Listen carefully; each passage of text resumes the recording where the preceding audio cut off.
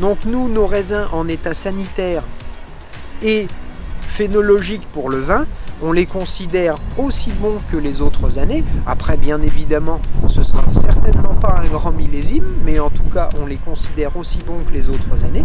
Aujourd'hui, la faible récolte qui va être à peu près de l'ordre de celle de l'an dernier, elle est à cause de la nature.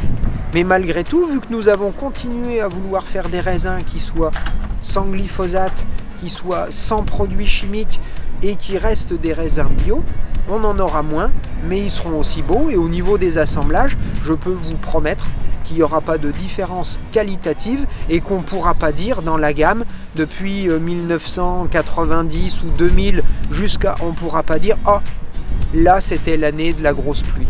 Ça n'arrivera pas.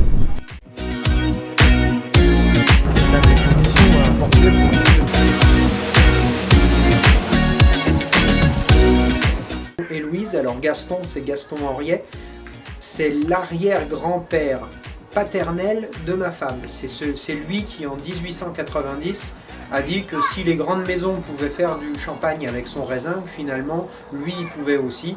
Et il s'est lancé dans l'aventure donc en 1890 avec 2 amis. Ça a été les 3 premiers vignerons récoltants manipulants de Verzenay. Et Louise, c'est Louise Bazin, cette fois-ci la grand-mère maternelle de ma femme, qui elle s'occupait du vignoble chardonnay de Villers-Marnerey, qui en prenait soin comme son jardin. Et lorsque nos premières vignes en conversion bio ont commencé à donner le meilleur d'eux-mêmes, on a décidé donc de créer cette cuvée en leur rendant hommage, parce qu'eux aussi ont pris des risques, eux aussi ont pris des efforts pour que nous on en soit là aujourd'hui. Et notre manière à nous de pérenniser leur histoire, c'est aussi de continuer à prendre des risques et à faire des efforts, comme avec le bio. Donc c'est une cuvée qui a pu être vinifiée nature, vraiment pour rendre hommage aux grands-parents, mais aussi à nos cépages et à nos terroirs. Bonne dégustation!